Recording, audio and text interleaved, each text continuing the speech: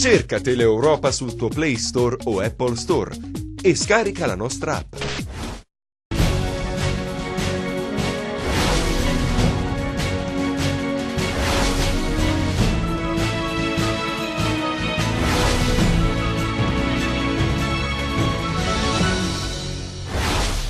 Scoperta dalle Fiamme Gialle la truffa messa in atto dalla Infocontact, azienda di call center. Denunciate 8 persone, sequestrati beni per 2 milioni di euro. La Calabria si colloca fra le prime posizioni della classifica nazionale sui reati del mare. Il dossier di Legambiente evidenzia un aumento degli illeciti. Il procuratore Bombardieri, ospite del Festival Trame, ha detto: alla Lamezia come in altri comuni sciolti i politici scendevano a patto con i boss, ma non è tutto così. Subentreranno ai consiglieri uscenti Ferro e Cannizzaro, Mangialavori e Pedà. La giunta per le elezioni di Palazzo Campanella dà l'ok. Mangialavori dovrà scegliere fra Senato e Consiglio. Festa per i lupi in Serie B, oggi come 30 anni fa, stesso entusiasmo come testimoniato dalle immagini storiche. Buonasera dalla redazione di Teleeuropa Network e ben ritrovati a questa nuova edizione in diretta del nostro telegiornale. In apertura parliamo di cronaca perché è stata scoperta dalla Guardia di Finanza di Lamezia Terme una truffa ai danni dello Stato e dell'Unione Europea messa in atto dalla Infocontact, una società operante nel settore dei servizi di call center. L'azienda avrebbe sfruttato gli incentivi per l'assunzione di persone svantaggiate. Nei guai sono finiti anche 3 funzionari regionali, 8 le persone denunciate, sequestrati beni per un valore di 2 milioni di euro. Sentiamo il nostro servizio. Funzionari regionali compiacenti per attestare l'assunzione di falsi disabili perché la condizione di svantaggio e disabilità dei lavoratori assunti era per una società di call center una condizione indispensabile per ottenere cospicue sovvenzioni pubbliche. La truffa messa in atto dalla Infocontact, azienda operante nel settore dei servizi di call center, è stata scoperta dalle Fiamme Gialle di Lamezia Terme, che hanno denunciato 8 persone, tra cui anche 4 funzionari della Regione Calabria, e sequestrato beni per 2 milioni e mezzo di euro. Le indagini hanno consentito di accertare gli artifici documentali e contabili tramite i quali i responsabili della società, con sede legale a Roma e sede operativa a Lamezia, sarebbero riusciti a far figurare tra l'altro 163 lavoratori come neoassunti, ma in realtà erano già da tempo alle dipendenze della stessa impresa. Molti di loro inoltre non erano affatto disabili e non appartenevano a categorie svantaggiate.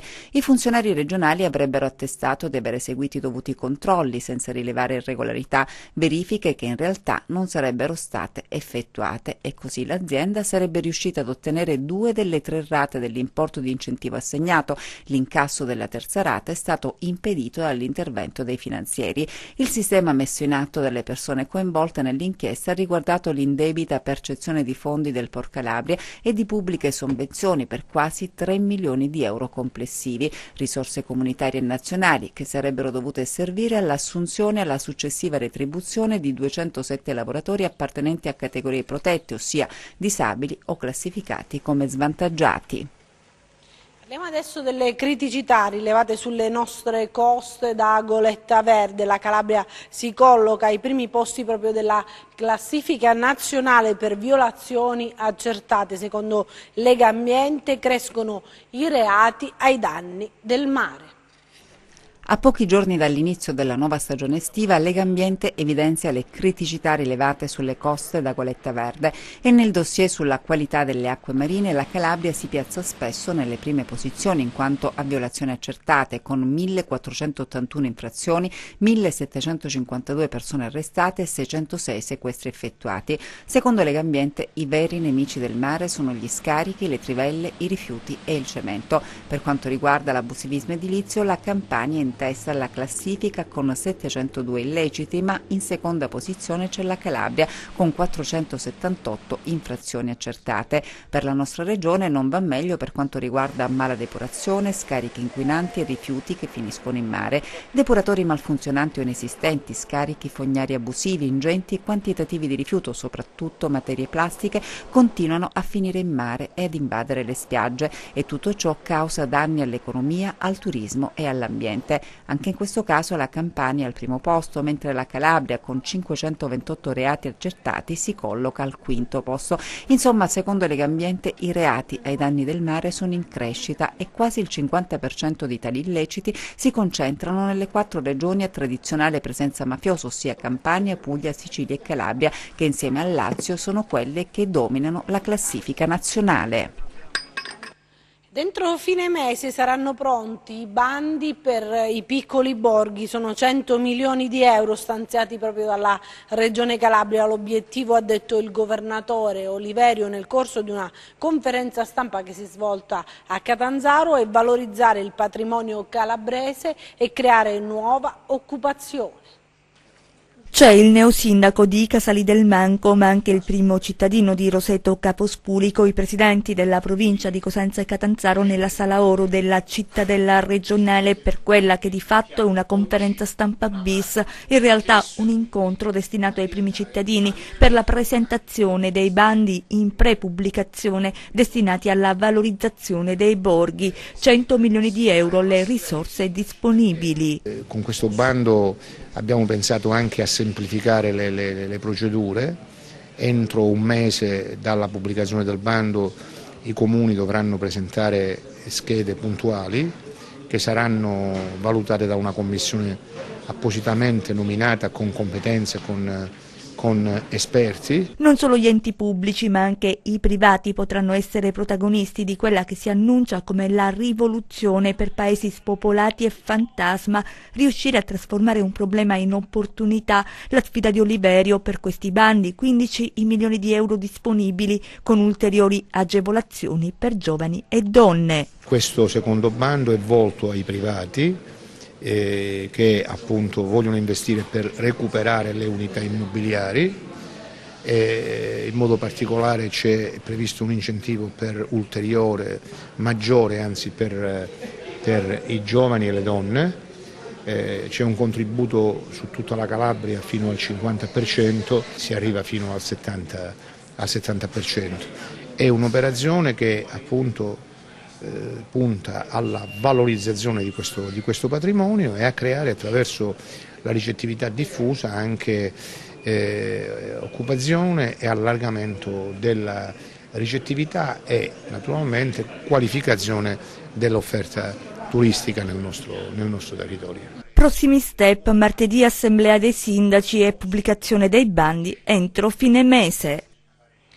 E ci spostiamo a Vibo Valentia, dove nasce un osservatorio fra associazioni e forze dell'ordine per monitorare l'influenza dell''ndrangheta sui social.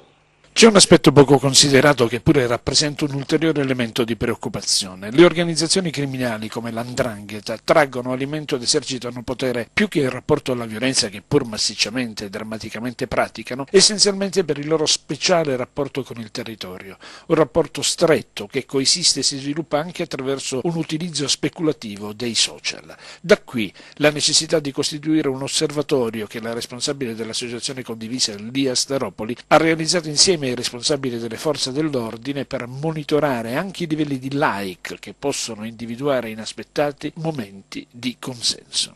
Quanto può essere pericoloso il like?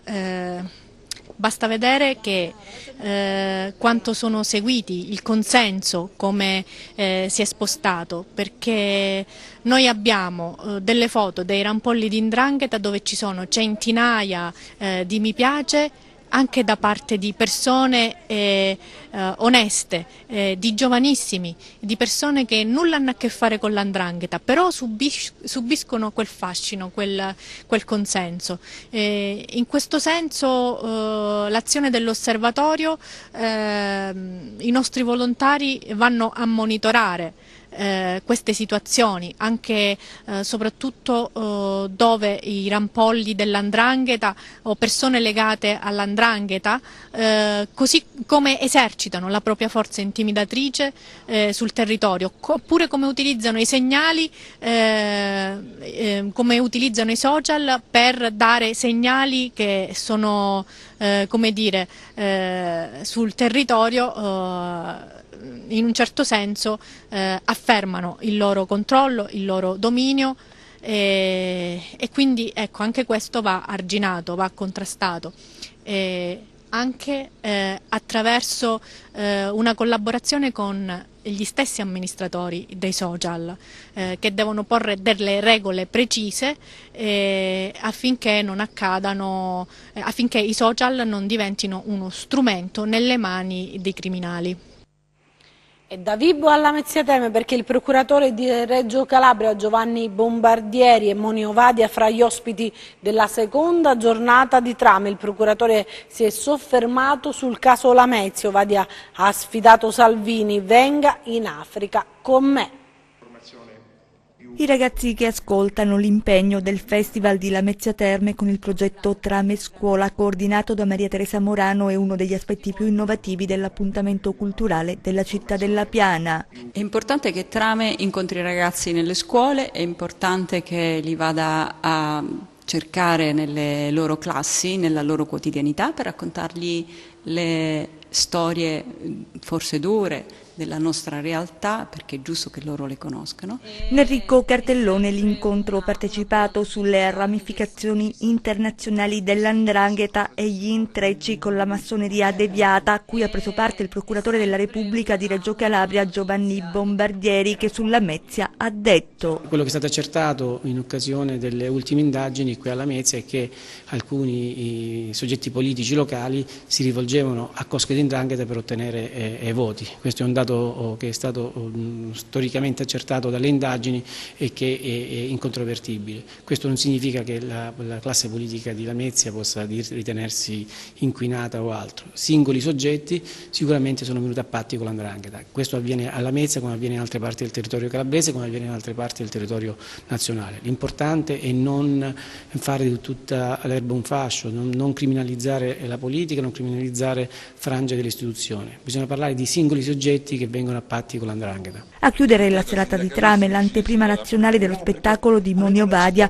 che ha lanciato la sfida a Salvini. Io sfido quelli che li vogliono aiutare a casa loro. Sfido il ministro dell'Interno, onorevole Salvini, a venire con me. Io sono pronto ad appoggiarlo nel progetto Aiutiamoli a casa loro. Ora parliamo di politica regionale, perché subentreranno ai consiglieri uscenti Ferro e Cannizzaro. Mangialavori e Pedala, giunta per le elezioni di Palazzo Campanella, dall'ok, ma Mangialavori adesso dovrà scegliere fra Senato e Consiglio. Dovrà scegliere fra Consiglio e Senato. Giuseppe Mangialavori, la giunta per le elezioni di Palazzo Campanella, presieduta dal consigliere Sebi Romeo, ha analizzato la posizione del parlamentare vibonese e di Pedà, subentrati a Ferro e Cannizzaro, esaminando le condizioni di eleggibilità dei due consiglieri. Nel corso della seduta, all'unanimità, la Giunta ha deciso di convalidare le elezioni e di contestare, ai sensi dell'articolo 19 del regolamento interno del Consiglio regionale e dell'articolo 122 della Costituzione, l'incompatibilità del consigliere Mangialavori in considerazione del suo mandato parlamentare in essere al Senato della Repubblica. La deliberazione dell'organismo poi è stata trasmessa al Presidente del Consiglio regionale per i successivi adempimenti. Mangialavori a questo punto dovrà scegliere se optare per lo scranno in Consiglio regionale o a Palazzo Madama. Se sceglierà il Senato, gli uffici di Palazzo Campanella dovranno indicare il suo sostituto, in poll per sostituirlo, l'ex consigliere Giampaolo Chiappetta. Adesso ci spostiamo a Taurianova, perché dovrebbe essere imminente il passaggio di due consiglieri comunali di opposizione in Fratelli d'Italia. L'opera di ridefinizione provinciale di Fratelli d'Italia continua e potrebbe avere ripercussioni anche nella città di Taurianova. Il prepotente ingresso di Alessandro Nicolò, consigliere regionale di Forza Italia per molti anni nel partito della Meloni, è probabilmente la molla che sta spingendo esponenti della politica locale di Taurianova ad abbracciare il nuovo corso della rediviva fiamma tricolore. In attesa della ufficialità del passaggio di Marco Cascarano, ex sindaco di Cinquefrondi, in Fratelli d'Italia, d'Italia, mossa caldeggiata dall'avvocato Titta Valensise, storico appartenente alla destra reggina, l'esponente dell'opposizione taurianovese Cettina Nicolosi, legata da stretti vincoli di amicizia proprio con Cascarano, sarebbe allettata dalla proposta di entrare a far parte dei ranghi del partito che guarda ai patrioti, come coniato da Giorgia Meloni. Analogo percorso nonostante l'elezione in consiglio comunale sia avvenuta con le liste che appoggiavano la coalizione Taurianova Cambia, dell'attuale primo cittadino potrebbe riguardare il consigliere Filippo Lazzaro, da sempre vicino agli ambienti del centrodestra, mentre Roy Biasi, già sindaco più volte della cittadina ed ex consigliere provinciale azzurro, soprattutto dopo la delusione della non candidatura alle politiche in quota Fratelli d'Italia, lo danno in libera uscita. La necessità di ampliare la squadra dell'intera provincia reggina, però, in virtù delle voci che si rincorrono nelle stanze della politica locale, in una fase di discussioni ed ammiccamenti partitici sembrerebbe potersi tradurre nella possibilità che altre figure del panorama istituzionale cittadino, sedute tra i banchi dell'opposizione e legate nel recente passato al gruppo Innamorati di Taurianova, scelgano la via definitiva di Fratelli d'Italia. E come si dice in questi casi, se son rose fioriranno.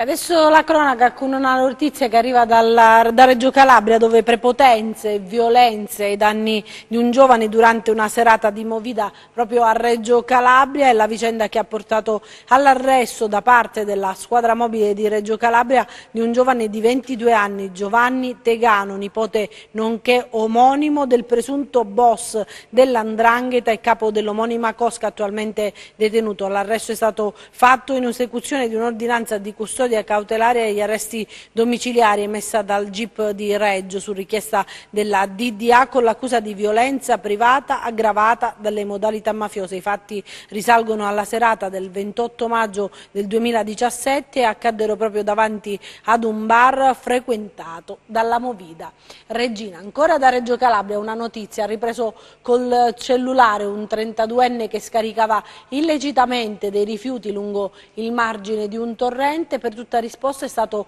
minacciato, aggredito e picchiato da quest'ultimo, che ha anche tentato di sottrargli il cellulare e poi di investirlo con l'auto. È la disavventura vissuta da un turista svizzero di 54 anni proprio a Rosarno, nella piana di Gioia Tauro. Il responsabile è stato fermato dai carabinieri della compagnia di Gioia Tauro in esecuzione di un decreto emesso proprio dalla Procura della Repubblica di Palmi. Il turista invece, che ha anche ripreso l'aggressione subita, ha riportato lesioni alle braccia per le quali è stato medicato nell'ospedale di Gioia Tauro. Adesso vediamo i nostri 100 secondi di cronaca.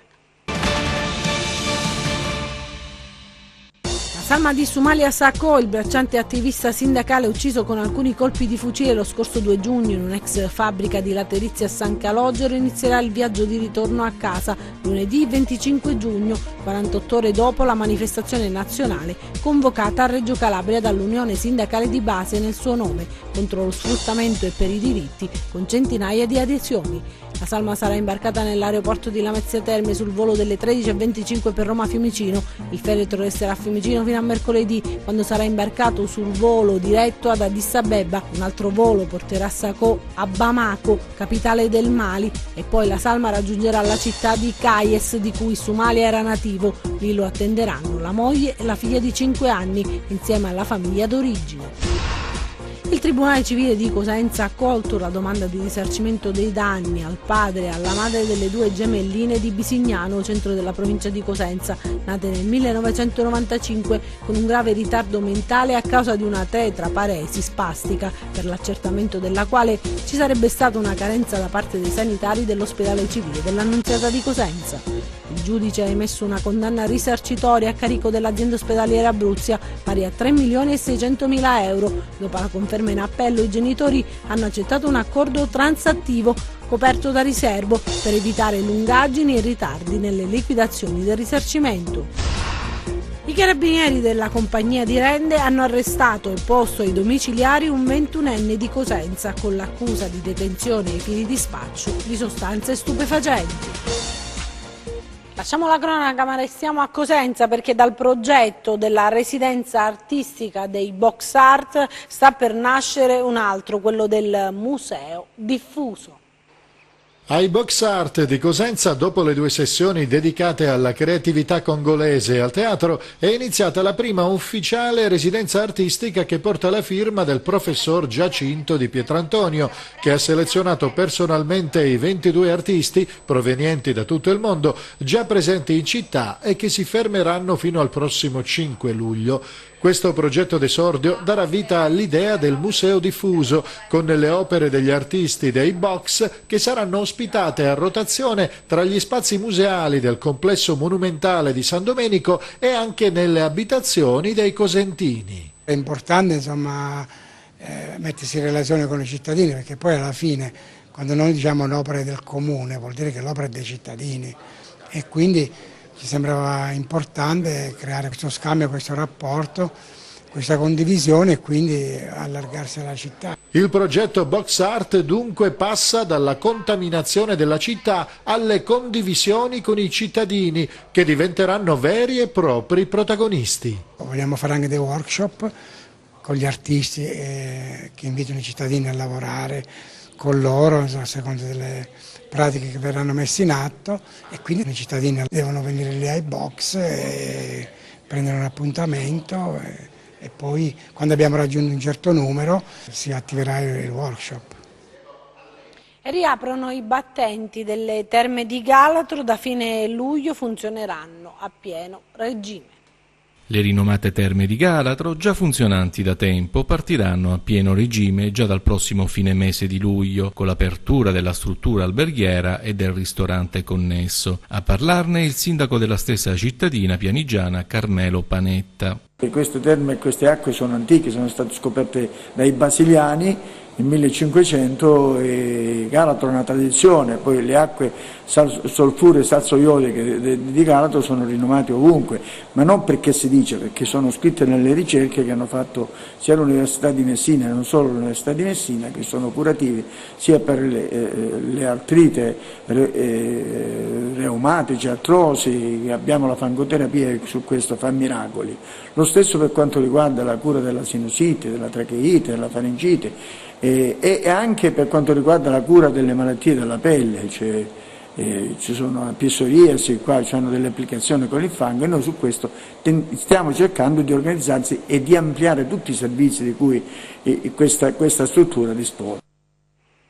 La festa della musica è stata celebrata al Teatro Rendano di Cosenza con un concerto del giovanissimo pianista Alberto Idà. L'Associazione Maurizio Quintieri, con il patrocinio del Comune di Cosenza, in occasione della Festa della Musica, ha proposto nella Sala Quintieri del Teatro Rendano il concerto del giovane e talentuoso pianista calabrese Alberto Idà.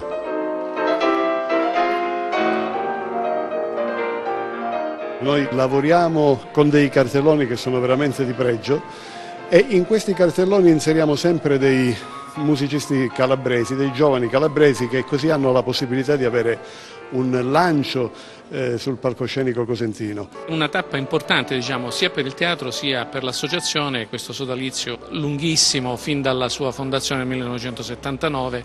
Gli appuntamenti dell'Associazione Quintieri si svolgono nella sala ex ridotto, da qualche anno sala Maurizio Quintieri. È stata una serata all'insegna della musica classica romantica, un viaggio tra ballate e quadri musicali resi magici dalla bravura del 21enne pianista calabrese, che ha voluto dedicare la serata ad una persona a lui cara, scomparsa un anno fa. L'emozione, devo dire, che è molto forte, perché fra qualche giorno ricorre l'anniversario della morte di mio carissimo cugino Michele Scrivano. Lo ricordo con grande affetto, perché è stato veramente una persona importante che mi ha sempre incoraggiato in questa mia attività. Proseguiamo con la musica, ci spostiamo a distanza di pochissimi metri, perché a Villa Rendano c'è stata l'anteprima della manifestazione Sere d'estate.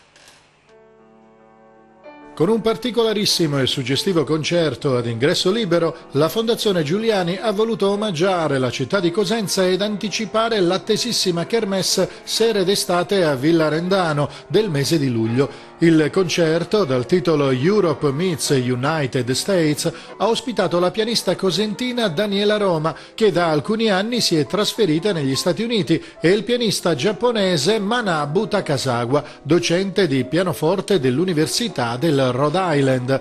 La serata, che ha reso anche omaggio alla figura del compositore e pianista calabrese Alfonso Rendano, il cui sogno mai esaudito era quello di esibirsi negli States, è stata dedicata a Giuseppe Roma, padre della pianista Daniela Roma, scomparso improvvisamente pochi giorni fa.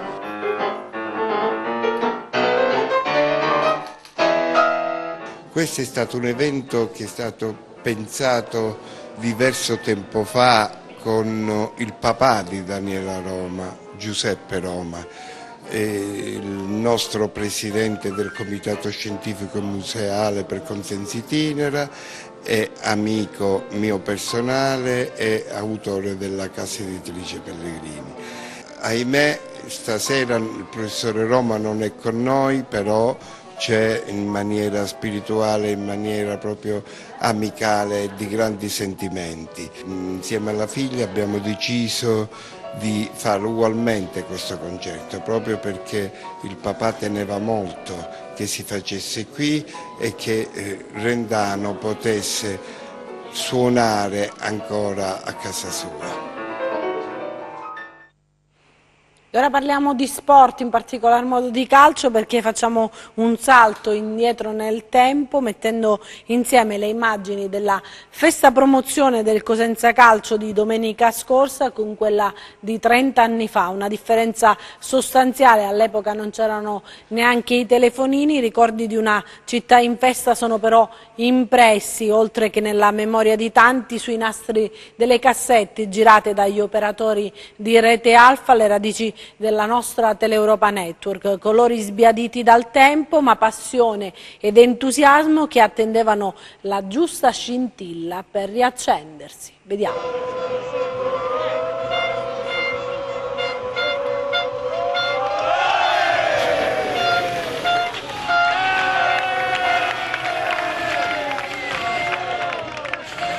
Oggi, come 30 anni fa, due promozioni diverse, lo stesso entusiasmo, per una città che, salendo di categoria, si risveglia in una nuova realtà più accattivante. La conquista della Serie B ha fatto impazzire i cosentini, li ha fatti tornare indietro nel tempo, rivivere delle sensazioni forti. Il Cosenza di Gianni Di Marzio venne acclamato per settimane al termine di un campionato combattuto e avvincente. Prima al San Vito, poi la festa popolare a Via Pane Bianco, che è rimasta impressa nella memoria e nel cuore di tanti. Le immagini nel nostro archivio ci mostrano la sana follia di un gruppo rimasto nella storia, sul palco con il compianto Bergamini, Urban, Lucchetti, Gianzanti, Marino, Padovano, De Rose, Simoni e tutti gli altri.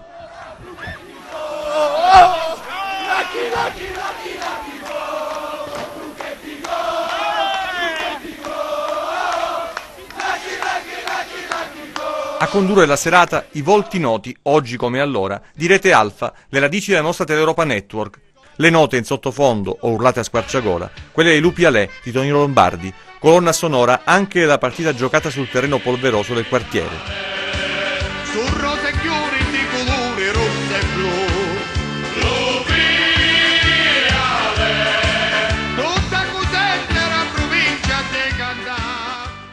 A metà degli anni 90, un'altra promozione, il ritorno immediato in Serie B dopo la retrocessione del 97, che ha prolungato la permanenza dei Lupi in cadetteria fino al 2003. Poi altri 15 anni di attesa per un nuovo salto, una storia di successo scritta dal Cosenza di Guarascio, Trinchera e Braglia, come 30 anni fa dal Cosenza del presidente Carratelli. Un evento forse meno prevedibile, ma non meno gradito da una comunità che ha fame di calcio. E lo ha dimostrato riempiendo il Marula durante le gare dei playoff e per la grande festa finale. Una passerella iniziata per le strade della città, colorata di nuovo in rosso-blu, che ha avuto il suo momento più intenso con l'ingresso del bus scoperto sulla pista di atletica.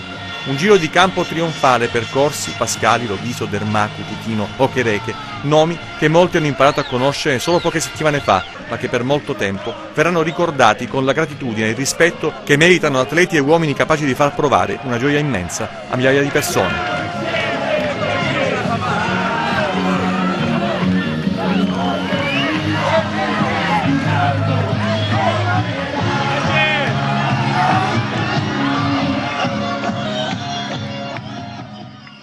E Vi ricordiamo che potrete rivedere le immagini della festa rossoblu che la nostra emittente ha seguito proprio e vi ha mostrato in esclusiva domenica 24 giugno alle ore 15 e alle ore 21. Adesso vediamo le previsioni del tempo.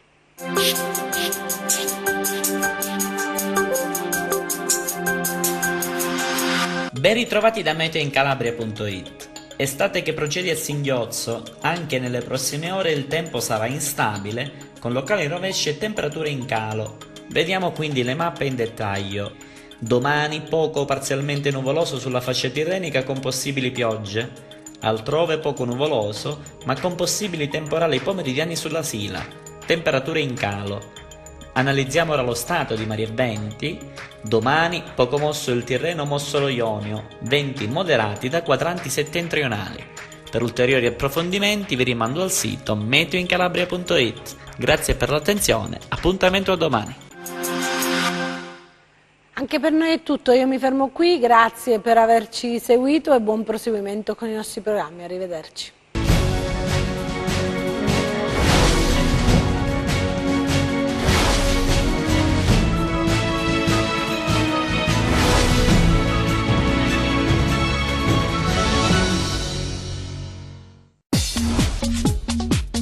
Cerca Teleeuropa sul tuo Play Store o Apple Store e scarica la nostra app.